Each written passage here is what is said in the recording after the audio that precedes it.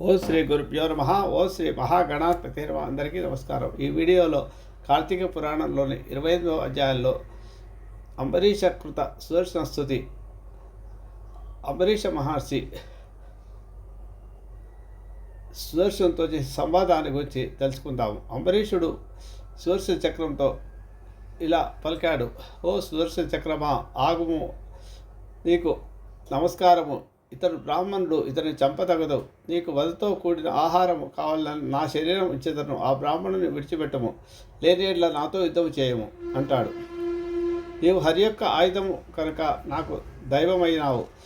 అయినప్పటికీ నీతో యుద్ధం చేయుదును గాని నిన్ను బ్రతిమాలతలేదు. క్షత్రియునకు బ్రహ్మ యుద్ధమును చేసే అధికారాన్ని ఇచ్చాడు, యాచనను విధించలేదు.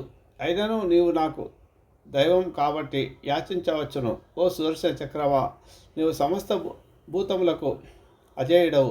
ఈ మాట నాకు తెలియను కానీ అయినను నా బాహుబలమును చూడుము. విష్ణువాది దేవతలందరూ ఈ బలమును నా బలమును చూతురుగాక. నిన్నిప్పుడు భూమియందు పడవైచెదను. అట్టి వ్యవస్థను చెందక ఈ బ్రాహ్మణుని విడిచిపెట్టము. నీకు జీవించి ఉండి హరిహస్తము అందు నివసించు కోరిక ఉన్న ఎడల నా మాట వినుము. అతని శరణాగతనే ఈ బ్రాహ్మణుని విడిచిపెట్టము. రాజు ఇట్లు స్థించగా సుదర్శన చక్రదేవత సంతోషించి రాజును పరీక్షించవలన తలపుతో కోపం వచ్చిన వాడు వెళ్ళి నటించుతూ ఇలా పలికాడు. సుదర్శనమి పలికిన విధానం ఏంటంటే: రాజా, నీకు తెలియన మధుకైటములను నేను చంపితిని. దేవతలకు జయించుటకు శక్యము కాని వారైన రాక్షసులను అనేకులను చంపితి అని తెలియదా? ఈ దుర్వాసుని కోపంతో కూడిన ముఖమును చూచుటకెవ్వడైనను సమర్థుడా? ఇట్టి దుర్వాసునుడు శంకర బ్రహ్మల యొక్క తేజోదారి అయినను ఇప్పుడు ఎట్టి అవస్థను నా వల్ల చెందను కదా. శంకరుని వలన క్షత్రియ సంహారకమైన తేజస్సు సంభవించినది. ఆ బ్రహ్మతేజస్సు నాకంటే అధికము కాదు. అదియు నా చేత అనేక పర్యాయములు అతిక్రమించబడినది. క్షత్రియ తేజవంతుడైన నీవు నాతో యుద్ధమునకు ఎట్లు సమర్థుడవు అవుతావు? బ్రహ్మ శంకరుల రెండు తేజస్సులను నాకు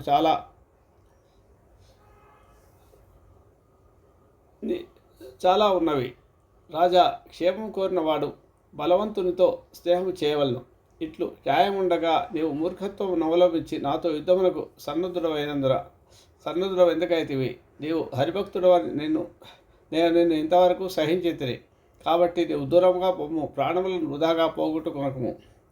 ఇట్లు సుదర్శన చక్రవాక్యమును విని అంబరీషుడు కళ్ళేర చేసి సుదర్శన చక్రంతో ఇలా సమాధానమిస్తాడు. అంబరీషుడు: సుదర్శన చక్రమా, నీవు నాకు దేవునకు ఆయుధమైతివి కనుక నిన్ను బాణముల చేత 100 ఖండములుగా కొట్టలేదు. నీవు క్షత్రియేతరము అవలంబించి నాతో మాట్లాడుచున్నావు కనుక ఇక ముందు నీకు గర్వం ఉండబోతు. నీ గర్వం నశింపజేయి బాణములు నా హస్తమందునవి. నేను బ్రాహ్మణులందును, దేవతలందును, స్త్రీలందును, జ్ఞాతులందును, గోవులందును బాణములను వదలను. నీవు క్రూరుడవైనను దేవుడు ఒకటి చేత ఇంతవరకు ఉపేక్షించితిరి, ఇక మీద ఉపేక్షించను. నీవు దైవత్వమును వదులుకొని క్షత్రియత్వంతో కూడి నాయందు నిలిచి అగ్నితో సమానమైన వేడిగల నా బాణములను సహించుట చూడుము.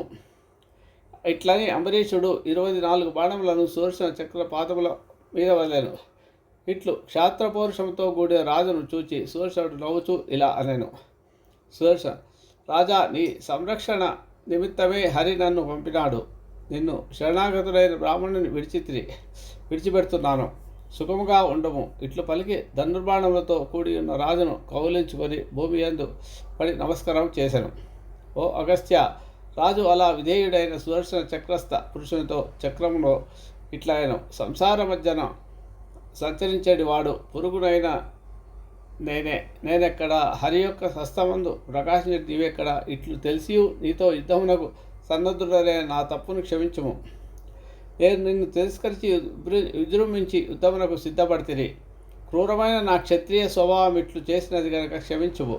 ఇది శుక్లపక్షము, పగలు యుద్ధభూమి, మకర మాసము, మాఘమాసము. ఇట్టి పుణ్యకాలమందు నా దేవుడైన నీ వలన మృతిని గోరియే యుద్ధమునకు వచ్చితిని.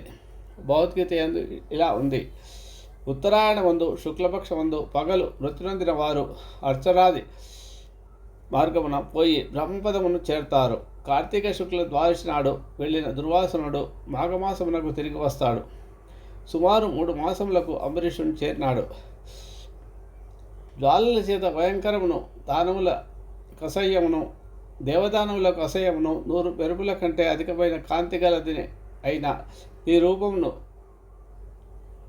గవ్వతో సమానుడను నేనెట్లా సహిత్తును?